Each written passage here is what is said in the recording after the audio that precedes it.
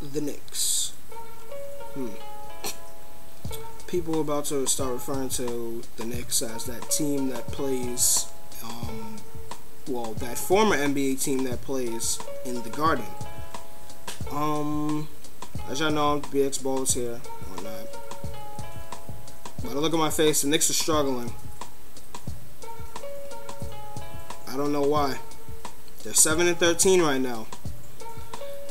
Some losses that were very surprising was like the loss to the Cavs, the loss to the Raptors, the loss to the Warriors, loss to the Bobcats, and there's a few more losses that the Knicks have under their belt that don't make any sense. But seriously, we lost to the Cavs. And we lost to the Raptors. That's not supposed to happen.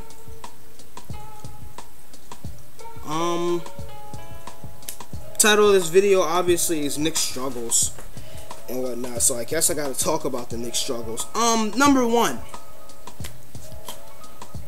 The first Knicks struggle that comes to my mind is the offense.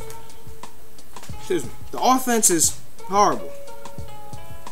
Defense is decent. Offense is trash. I don't get it. If you're an offensive team, your offense is supposed to be top notch. It's supposed to be great. And your defense is supposed to be mediocre since you're converting into a defensive team. That's not the case with the Knicks. The Knicks' defense is decent, but their offense is horrible. I don't know what's wrong. Their offense is lacking ball movement. I definitely know that. When the Knicks move the ball, they're a really hard team to stop. Against the Suns, actually. And the Knicks were not supposed to lose to the Suns either, but against the Suns, the Knicks utilize Mike D'Antoni's offense, which is ball movement. Even though the Knicks lost, the Suns were using ball movement a little, but the Knicks were using it a lot more. And the Knicks almost won. Problem is, Shannon Brown made a lucky three, and the Knicks lost. And, I don't know what's going on. I don't know if the isolation plays to Melo is killing the Knicks offense. I think it's been killing the Knicks offense since last season anyway. I don't know if Amari Stoudemire has his legs or not, and he's not driving to the basket like he used to with explosiveness. I don't know if they don't have the pick and roll down either with Amari, and that's sad. Now, going back to earlier last season with Raymond Felton, the Knicks traded Raymond Felton just as Raymond Felton and Amari were getting the pick and roll down pat. And it's sad. And then the Knicks wanted to get rid of Billups when Billups was about to go into training camp and learn the pick and roll for Amari. And now you want to have Tony Douglas learn the pick and roll when Tony Douglas is not usually a pass first point guard, and you want to put the pick and roll in a rookie's hands when he's a scoring 2 when you're trying to convert him to a 1?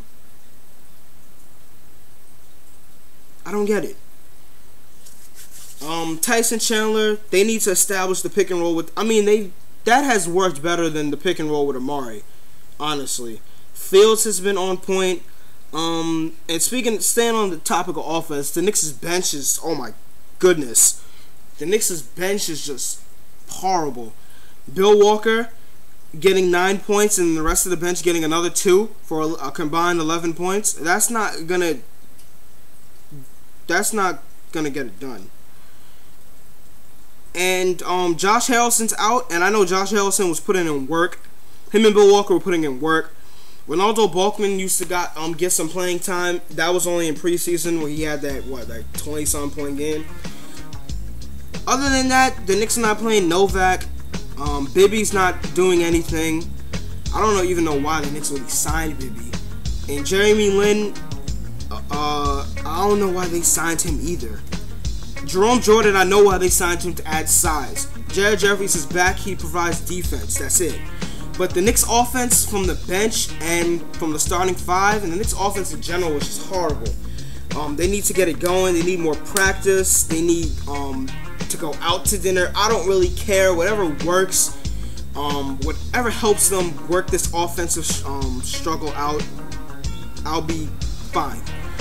Number 2, I mentioned Melo and Amari. Melo and Amari seem like they don't have good chemistry together, and I'm kind of having second thoughts about this whole union with Melo. This whole union of Carmari. Melo gets the ball, isolation play. Everyone stands and looks at Melo. He misses a shot. Everyone puts their head down, run up the end of the court, and then the Knicks get a defensive stop. They use ball movement. Ball hits Fields' hands, then it goes to Melo. Then everyone moves to one side of the, isolation plays. It's horrible. It's not working. The Knicks are not an isolation offense. Melo, you have to get it adjusted to the Knicks style of play quickly. He's starting to, but it seems like the Knicks keep going and running plays for Melo. This is not Denver. Mike D'Antoni, you're not George Karl. You're not Mike Brown either. And you're definitely not Phil Jackson. So, stop using that play. Amari looked like he lost his explosiveness. And he looks like his back is still hurting him, and he looks like his legs is not, like, he doesn't have his legs anymore, and that's not good. And sometimes I say to myself, I don't think Amari's in shape, honestly. Maybe they should sit him down for 2 games and do what the Mavericks did, and sit him down to improve his conditioning or something. But it's also probably due to the fact that Amari didn't pick up the basketball like Dirk did.